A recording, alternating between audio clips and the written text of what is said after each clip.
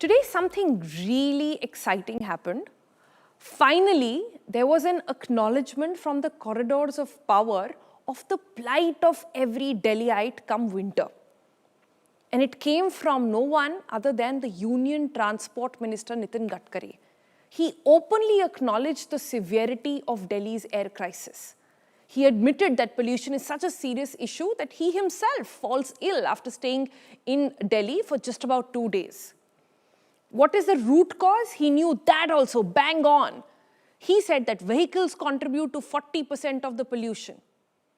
Same vehicles, remember, of which he's the minister of. But what exactly is the government doing about this situation? Internet came out in all applause, so did we, that finally there is somebody in the government who's talking about the plight of the common man, talking about what all of us have been facing. The others remain in denial. But the question to Mr. Gadkari is this: what exactly are you doing about it? In fact, we took the same question to the Environment Minister as well, Bhupendra Yadav. Facing mounting public pressure, he maintained that the government is doing everything possible to combat pollution in the national capital. In an exclusive interaction with India Today, Bhupendra Yadav claimed that Delhi's air quality has improved compared to the previous years, asserting that centre is working on war footing to reduce pollution levels. Watch what both these mantris had to say. मैं 2 दिन मुश्किल से रहता हूं, अब infection हो गया। ये दिल्ली पूरा प्रदूषण से त्रस्त है। क्यों है? मैं ट्रांसपोर्ट मंत्री हूं, 40% हमारे कारण होता है। अब ये राष्ट्रवाद कैसा होगा? इस देश में 22 लाख करोड़ रुपए हम लोग फॉसिल फ्यूल इंपोर्ट कर रहे हैं, देश में प्रदूषण दे रहे हैं। क्या हम अल्टरनेटिव फ्यूल और बायोफ्यूल में आत्मनिर्भर भारत नहीं बना सकते? जो 2 तारीख आपने मेरे को बताई, उसमें दिल्ली के मौसम विज्ञान में एक वेस्टर्न डिस्टर्बेंस भी निकलता है, जिसमें हवा की गति एकदम जीरो हो जाती, स्टिल हो जाती हवा। तो ये जो पर्टिकुलेट होते हैं, ये हवा में ही स्थायी हो जाते हैं, और जब ठंड पड़ती है तो ये जमे रहते हैं।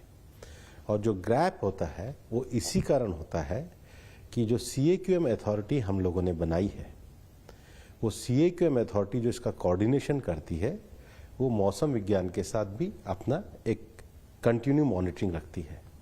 और जब वेदर कंडीशन के कारण, जो मैंने आपको अभी PM 2.5, PM 10 से लेके बाकी जो कण बताए हैं, जब उनका घनत्व बढ़ता है और वो जब हवा में तैरते हैं, उसके कारण जो वायु प्रदूषण होता है, उसके लिए गैप के स्टेप उठाए जाते हैं। मैंने राज्यसभा में कहा था, तब तक हमें बिल्कुल था कि 450 नहीं हुआ था, लेकिन दिसंबर में इन 2 वेदर कंडीशन के कारण ये परिस्थिति घटी है।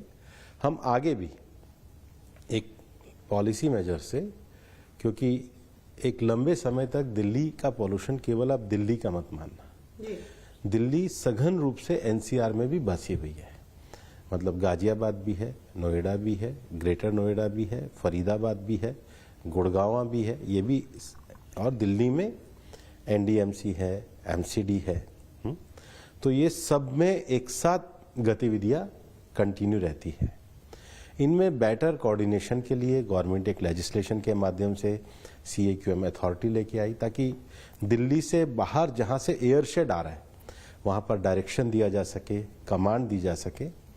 तो इस बार हम तो ऐसा सोच रहे थे कि पहली बार होगा कि हम 450 के ऊपर नहीं जाएंगे। अनफॉर्चुनेटली इन 2 दिनों में गए हैं, और आगे इसमें बेहतर प्रबंधन के लिए हम लगातार मॉनिटरिंग भी कर रहे हैं, कोऑर्डिनेशन भी कर रहे हैं।